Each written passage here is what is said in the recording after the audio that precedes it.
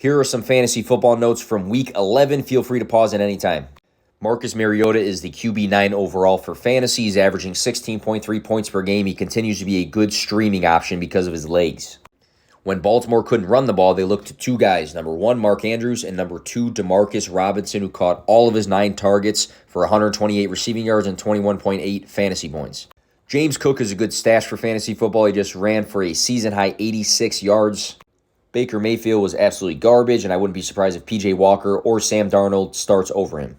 Justin Fields had another top 10 week, 85 rushing yards and a rushing touchdown. He had a nice throw over the top to Darnell Mooney for a passing touchdown. He did get banged up with a shoulder injury, so monitor that. Alpha volume and alpha production for T. Higgins. He had 13 targets in Week 11. He caught 9 of them for 148 receiving yards and 23.8 fantasy points. Chase is going to be back soon. These two guys could be a big reason why you win in the playoffs.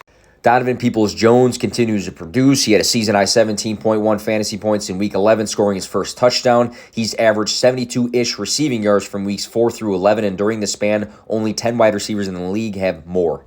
You can see the scores above, but Tony Pollard has been on a tear lately for fantasy. Big week despite Zeke also playing. Melvin Gordon fumbled the ball for the 5th time in 10 games. Probably back in the doghouse. Latavius Murray carry the load for the Broncos, and he faces the Carolina Panthers next week, who is a good matchup. Jamal Williams reminds me of James Conner from last year. Conner had 15 rushing touchdowns. Jamal Williams has 12 with 7 games left to go. He gets a ton of work in the red zone.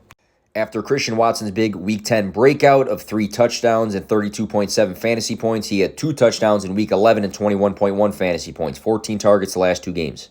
Paris Campbell's been productive the last 4 games with Matt Ryan as a starting quarterback. I feel like he brings flex value rest of season.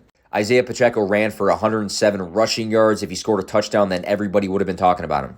Josh Palmer probably got dropped in a bunch of leagues because Keenan Allen and Mike Williams were back, but Mike Williams got banged up and Palmer had 106 receiving yards, 2 touchdowns, and 30-ish fantasy points. Not a huge fantasy week, but Tyler Higbee has 8 targets 2 games in a row. He gets a good bump with Cooper Kupp being out. Davante Adams has had at least 10 more targets than any wide receiver in the league the last 3 weeks combined. Over 120 receiving yards for these 3 last games. Ramondre Stevenson is a safe floor because of the receiving work. He had 6 again this week. Chris Olave had his big bounce back with over 21 fantasy points. Wan'Dale Robinson tore his ACL, unfortunately. Take a look at Darius Slayton, who's been pretty decent the last couple of games. Zach Wilson was absolutely garbage. 86 rushing yards and a rushing touchdown helped Jalen Hurts fantasy week.